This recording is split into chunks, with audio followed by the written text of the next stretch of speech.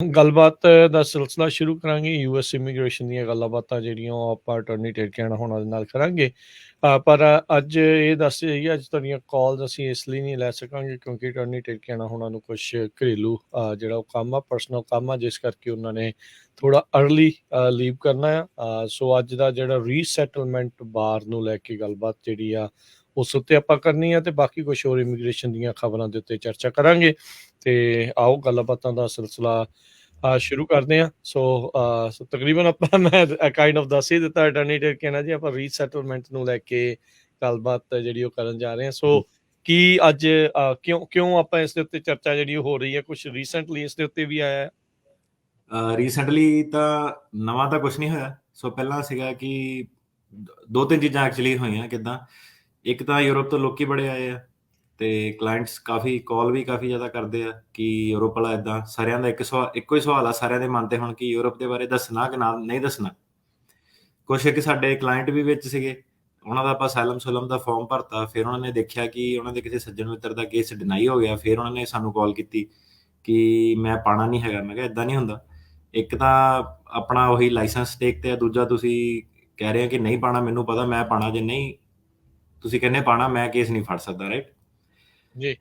ਕਿਉਂਕਿ ਕੱਲ ਨੂੰ ਜੇ ਤੁਹਾਡਾ ਡਿਨਾਈ ਹੋ ਗਿਆ ਤੁਸੀਂ ਕਹਿਣਾ ਇਹਨੇ ਵਕੀਲ ਨੇ ਮੈਨੂੰ ਕਿਹਾ ਸੀ ਨਹੀਂ ਪਾਣਾ। ਹੁਣ ਮੈਂ ਤਾਂ ਤੁਹਾਡੀ ਲੀਗਲ ਪ੍ਰੈਜੈਂਟੇਸ਼ਨ ਕਰ ਰਿਹਾ ਰਾਈਟ ਕਿ ਕੇਸ ਅੱਗੇ ਜਾ ਰਿਹਾ। ਸੋ ਕਾਫੀ ਸਾਰੇ ਬੰਦੇ ਫਸੇ ਹੋਏ ਕਿ ਆਪਾਂ ਸੋਚ ਕੇ ਦੱਸ ਦੇਂ ਕਿ ਦੱਸਣਾ ਕਿ ਨਹੀਂ ਦੱਸਣਾ। ਤਾਂ ਸੋਚਣ ਵਾਲੀ ਇਹਦੇ ਵਿੱਚ ਕੋਈ ਗੱਲ ਨਹੀਂ। ਪਿਛਲੀ ਵਾਰੀ ਵੀ ਇੱਕ ਕਾਲਰ ਜਿਹੜਾ ਸੀਗਾ ਉਹਨੇ ਇਵਨ ਦੱਸਿਆ ਸੀਗਾ ਕਿ ਬਿਜਲੀ ਦੇ ਬਿੱਲ ਤੱਕ ਤੋਂ ਜਿਹੜਾ ਕਿ ਸਰਕਾਰ ਬਿਜਲੀ ਦਾ ਬਿੱਲ ਸੀਗਾ ਕਿ ਕੋਈ ਕ੍ਰੈਡਿਟ ਕਾਰਡ ਦਾ ਟ੍ਰਾਂਜੈਕਸ਼ਨ ਸੀਗਾ ਉਹਨਾਂ ਨੇ ਟਰੈਕ ਕਰ ਲਿਆ ਸੀਗਾ ਕਿ ਬੰਦਾ ਜਿੱਥੇ ਕਹਿ ਰਿਹਾ ਉੱਥੇ ਸੀਗਾ ਨਹੀਂ। ਸੋ ਜਿਹੜੇ ਯੂਰਪ ਵਾਲੇ ਕੇਸ ਜਿਹੜੇ ਹੈਗੇ ਆ, ਲੋਕੀ ਯੂਰਪ ਚੋਂ ਰਹਿ ਕੇ ਆਏ ਆ, ਸਪੈਸ਼ਲੀ ਕਈਆਂ ਦੇ ਬੱਚੇ ਵੀ ਉੱਥੇ ਬੋਰਨ ਆ। ਕੋਈ ਚਾਂਸ ਨਹੀਂ ਹੈਗਾ ਕਿ ਤੁਸੀਂ ਕਹੋ ਕਿ ਸਰਕਾਰ ਨੂੰ ਪਤਾ ਨਾ ਲੱਗੇ। ਮਤਲਬ ਕਿ ਬੜੀ ਛੋਟੀ ਤੇ ਈਜ਼ੀ ਸਰਚ ਆ, ਕੋਈ ਇੰਨਾ ਵੀ ਨਹੀਂ ਉਹਨਾਂ ਨੇ ਯੂਰਪ ਤੋਂ ਜਾ ਕੇ ਪੁੱਛਣਾ। ਫਲਾਈਟ ਪਾਥ ਵਗੈਰਾ ਸਾਰੇ ਜਿਹੜੇ ਈਜ਼ੀਲੀ ਬੰਦਾ ਪਤਾ ਕਰ ਸਕਦਾ ਕਿ ਕਿਹੜਾ ਬੰਦਾ ਯੂਰਪ ਚ ਰਿਹਾ ਇੰਨੇ ਸਾਲ ਕਿ ਨਹੀਂ ਰਿਹਾ।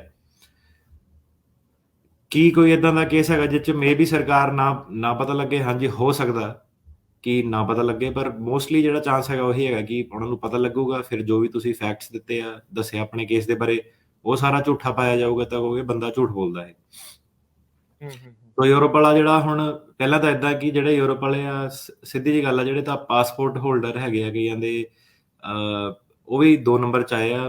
ਪਹਿਲੀ ਗੱਲ ਤਾਂ ਆਪਣਾ ਕਿਸੇ ਦੇ ਆਖੇ ਲੱਗ ਕੇ ਆਪਣੇ ਯੂਰਪ ਵਾਲੇ ਪੇਪਰ ਖਰਾਬ ਨਾ ਕਰੋ। ਸਿੱਧੀ ਗੱਲ ਆ, ਅਸੀਂ ਲਾਇਰ ਆ, ਸਾਨੂੰ ਕੀ ਆਪਣਾ ਲਾਇਰਾਂ ਨੇ ਤਾਂ ਜਿਹੜੇ ਏਜੰਟ ਵੀ ਆ ਜੋ ਵੀ ਆ ਹਰੇਕ ਬੰਦੇ ਦਾ ਜਿਹਦਾ ਵੀ ਕੰਮ ਚੱਲਦਾ, ਆਪਣੇ ਪੇਪਰ ਨਾ ਖਰਾਬ ਕਰੋ। ਅਮਰੀਕਾ ਨਾ ਆਓ ਜੇ ਤੁਹਾਡੇ ਕੋਲ ਉੱਥੇ ਪਰਮਾਨੈਂਟ ਰੈਜ਼ੀਡੈਂਸ ਹੈਗੀ ਆ। ਜਿਹੜੇ ਲਾਜ਼ ਆ ਉਹਦੇ ਤੁਹਾਨੂੰ ਅੱਜ ਗੱਲ ਦੱਸਦੇ ਆ ਕੀ ਡਿਟੇਲ ਦੇ ਵਿੱਚ ਹੈਗੇ ਆ। ਕਈ ਲੋਕਾਂ ਨੂੰ ਅਸਾਈਲਮ ਪਾਸ ਹੋ ਜਾਂਦਾ, ਕਈ ਲੋਕਾਂ ਦਾ ਨਹੀਂ ਵੀ ਹੁੰਦਾ। ਨਹੀਂ ਵੀ ਹੁੰਦਾ ਕਿਉਂ ਹੁੰਦਾ ਉਹਦੇ ਕਾਰਨ ਆਪਾਂ ਡਿਸਕਸ ਕਰਾਂਗੇ। ਸਪੈਸ਼ਲੀ ਜਿਹੜੇ ਯੂਰਪੀਅਨ ਦੇ ਕੋਲ ਪਾਸਪੋਰਟ ਹੈਗਾ ਉਹ ਬਹੁਤ ਵੱਡੀ ਗਲਤੀ ਕਰ ਰਹੇ ਆ ਕਿ ਇੱਥੇ 2 ਨੰਬਰ ਦੇ ਵਿੱਚ ਆ ਰਹੇ ਆ। ਆਪਣੇ ਯੂਰਪ ਵਾਲੇ ਪੇਪਰ ਤੁਸੀਂ ਖਰਾਬ ਨਾ ਕਰੋ। ਸਪੈਸ਼ਲੀ ਜਿਹਨਾਂ ਦੇ ਬੱਚੇ ਬੋਰਨ ਹੋ ਗਏ ਉਹਨਾਂ ਦਾ ਕਿ ਬੱਚਿਆਂ ਦਾ ਵੀ ਹੁਣ ਝੂਠ ਦੱਸੂਗੇ ਕਿ ਨਹੀਂ ਯੂਰਪ 'ਚ ਨਹੀਂ ਪੈਦਾ ਹੋਏ, ਇੰਡੀਆ 'ਚ ਪੈਦਾ ਹੋਏ ਆ। ਆਈਡੀ ਮੰਗੂਗੇ, ਪਾਸਪੋਰਟ ਮੰਗੂਗੇ। ਸੋ ਟੈਕਨੀਕਲੀ ਪੋਸੀਬਲ ਵੀ ਨਹੀਂ ਹੈਗਾ ਹੈ ਨਾ। ਸੋ ਇਹਦੀ ਹੁਣ ਬੈਕਗਰਾਉਂਡ ਜਿਹੜੀ ਹੈਗੀ ਆ ਫਰਮ ਰੀਸੈਟਲਮੈਂਟ ਦੀ ਬੈਕਗਰਾਉਂਡ ਤਾਂ ਇਹਦੀ ਕਾਫੀ ਪੁਰਾਣੀ ਹੈ। ਸੋ ਕੀ ਸੀਗਾ ਕਿ ਟਰੰਪ ਸਰਕਾਰ ਦੀ ਪਹਿਲਾਂ ਤਾਂ ਗੱਲ ਕਰੀਏ, ਉਹਨਾਂ ਨੇ ਸਭ ਤੋਂ ਜਿਹੜੀ ਟਰੰਪ ਸਰਕਾਰ ਜਦੋਂ ਆਈ ਉਹਨਾਂ ਨੇ ਇਨ ਜਨਰਲ ਉਹਨਾਂ ਨੇ ਦੇਖਿਆ ਕਿ ਕਿੱਦਾਂ ਲੋਕਾਂ ਦਾ ਜਿਹੜੇ ਕੇਸ ਆ ਉਹਨਾਂ ਨੂੰ ਔਖਾ ਬਣਾਉਣਾ।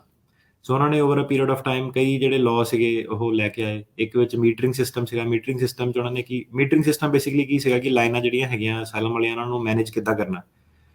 ਤੇ ਉਹ ਕਹਿੰਦੇ ਕਿ ਅਸਾਈਲਮ ਵਾਲਿਆਂ ਨੂੰ ਕਹਿੰਦੇ ਕਿ ਤੁਸੀਂ ਬਾਰਡਰ ਟੱਪਣ ਦੀ ਬਜਾਏ ਤੁਸੀਂ ਬਾਰਡਰ ਤੇ ਆ ਜਾਓ ਤੇ ਮੀਟਰਿੰਗ ਸਿਸਟਮ ਹੈਗਾ ਕਿ ਸਾਨੂੰ ਪਤਾ ਲੱਗ ਜਾਊਗਾ ਕੌਣ ਹੈ। ਕਈਆਂ ਨੂੰ I-94 ਵਗੈਰਾ ਵੀ ਦੇ ਦਿੰਦੇ ਸੀਗੇ, ਨਹੀਂ ਦਿੰਦੇ ਸੀਗੇ।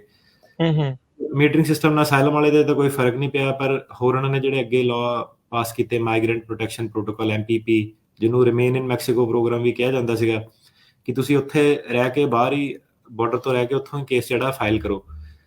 ਜਦੋਂ ਫਿਰ ਉਹ ਫਾਈਲ ਕਰਦੇ ਸੀਗੇ 1 ਸਾਲ ਤੋਂ ਉੱਤੇ ਉਹਨਾਂ ਨੂੰ ਹੋ ਜਾਂਦਾ ਸੀਗਾ ਕਿਉਂਕਿ ਟਾਈਟਲ 42 ਐਕਸਪਲਸ਼ਨ ਸੀਗੀਆਂ।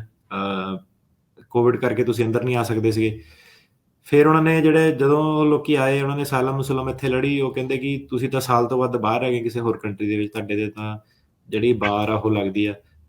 ਸੋ ਕਾਫੀ ਜਿਹੜੀ ਉਹਦੀ ਸੀਗੀ ਬਹਿਸ ਬੂਸ ਚੱਲੀ। ਸੁਪਰੀਮ ਕੋਰਟ ਤੱਕ ਐਕਚੁਅਲੀ ਜਿਹੜਾ MPP ਵਗੈਰਾ ਦਾ ਸੀਗਾ ਕੇਸ ਹੋ ਗਿਆ।